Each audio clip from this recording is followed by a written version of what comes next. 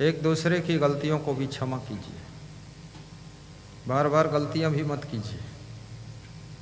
एकता, संगठन, प्रेम, एक रस बनाए रखने के लिए गलतियों को दोहराने की आदत को छोड़ दीजिए। आपकी जिस आदत से परिवार के सदस्यों को असमंजस पड़ता है उस आदत को बदल दीजिए।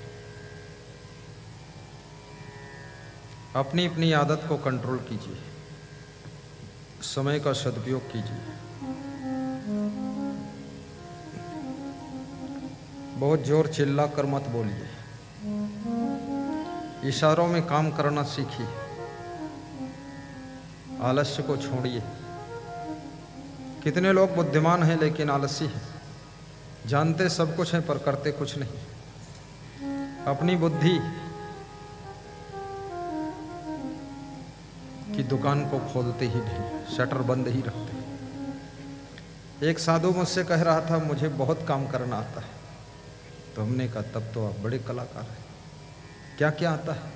उसने कहा कुर्सी बनाना आता है, टेबल बनाना आता है, बेड बनाना आता है, मकान बनाना आता है। तो मैंने कहा तब तो तुम्हारा बड़ा सम्मान हो सकता है यहाँ आश्रम में, कुछ तो बना दो। बोलेगा बनाऊंगा कुछ नहीं। तो मैंने कहा मैं बता दूं आश्रम के संचालक को इसको बनाना आता है। बोले बताना भी मत, बता दोगे तो वो हमसे बनवाएंगे, हमें बनाना पड़ेगा। बनाऊंगा कुछ नहीं। क्यों नहीं बनाओगे? बोला साधु बना हूं, बनाने के लिए नहीं बना, जो बना है उसको बिगाड़ने के लिए बना। ज्यादातर साधु लोगों में बहुत से ऐसे साधु हैं 80% जो आश्रम में भार बनकर रहते हैं,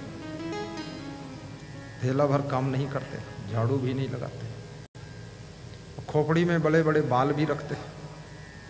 पीछे से देखो लगता है कोई माता जी बैठी और सामने से देखो तो महात्मा जी बैठे।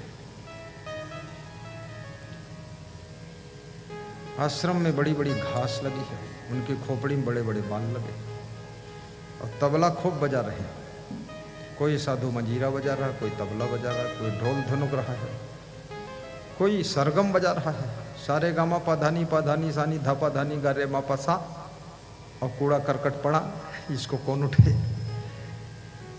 आलसी। और जिस आश्रम में आलसी साधु रहते हैं वो आश्रम भंगार हो जाता है। जिस घर में आलसी महिलाएं होती हैं वो घर भी घोरा बन जाता है। इसलिए याद रखना, घर को घोरुआ मत बनाइए और आश्रम को भंगार मत बनाइए। जहां रहो, पांडव जब तांडव वन को बंटवारे में पाते हैं, मेहनत करके कर्म योग के द्वारा हस्तिनापुर से अच्छी नगरी वहां बसा देते हैं। जब उद्घाटन करते हैं, दुर्योधन को बुलाते हैं, दुर्योधन देख करके जल भुन जाता है कि अरे हस्तिनापुर से अच्छा बना दिया इन्होंने। तुम्हारे कर्म में वो ताकत है। मानव जब जोर लगाता है तो पत्थर पानी बन जाता है। याद रखना, अपनी शक्तियों को पहचानिए, अपनी बुद्धि को पहचानिए। इन छोटे छोटे हाथों में वो ताकत है। आज जो कुछ धरती पर आर्टिफिशियल चमत्कार दिखाई दे रहा है वो मनुष्य के कर्म योग का परिणाम है। पूरी दुनिया के अंदर बिजली की लाइनें बिछी हुई हैं, रेलवे की लाइन बिछी हुई है, सड़कों का जाल बिछा हुआ है और सब इतने मकान, दुकान, इतनी सिटी बनी हुई है, 100-100 मंजिल की इमारतें बनी हुई हैं। ये कौन बनाया है? ये आप जैसे इंसान ने ही बनाया है। तो तुम भी कुछ बना कर जाइए, इस दुनिया को श्रृंगारित कर कर जाइए। यहाँ आलसी बन करके संसार में मत जियो। बोलिए सदगुरु भगवान की जय।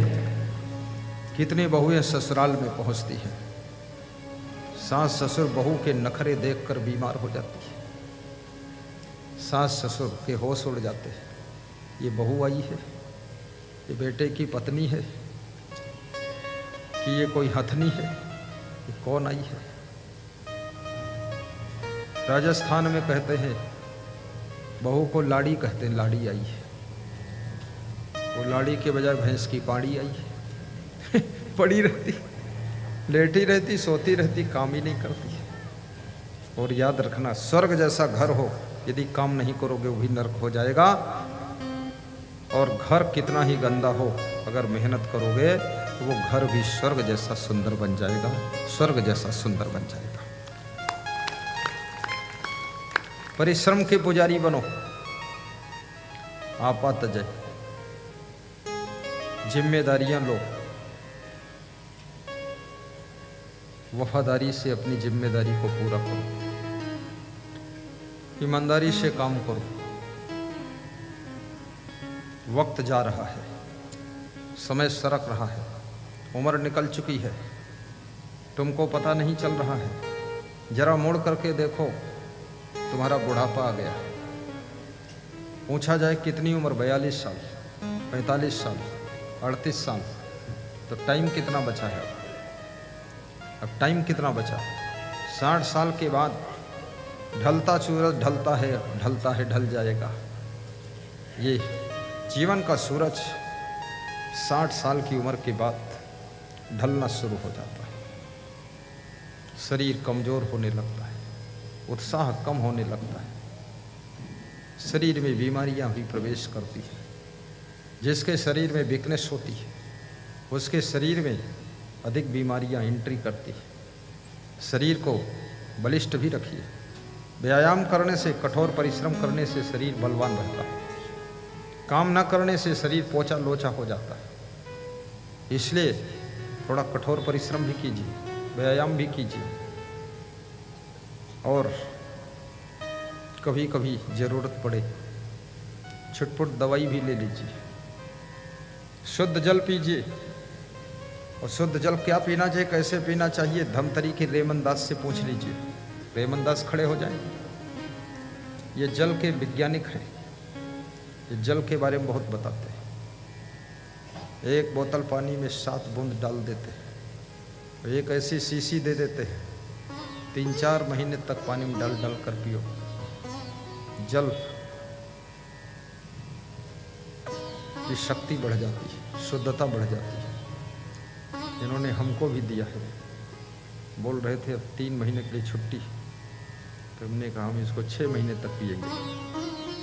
बोले बहुत कम नहीं डालना है, एक बोतल में 10 बूंद डाल दो। तो मैं 3 दिन से पी रहा हूँ, बुद्धि बढ़ रही है। बेटी संत भी खुश है। अब संत को समझ में आ गया, गुरु पी रहा, गुरु की बुद्धि बढ़ गई। अब वो जिस दिन पा जाएगा तो सब चेला एक ही दिन में पी जाएंगे, बुद्धि बढ़ जाए।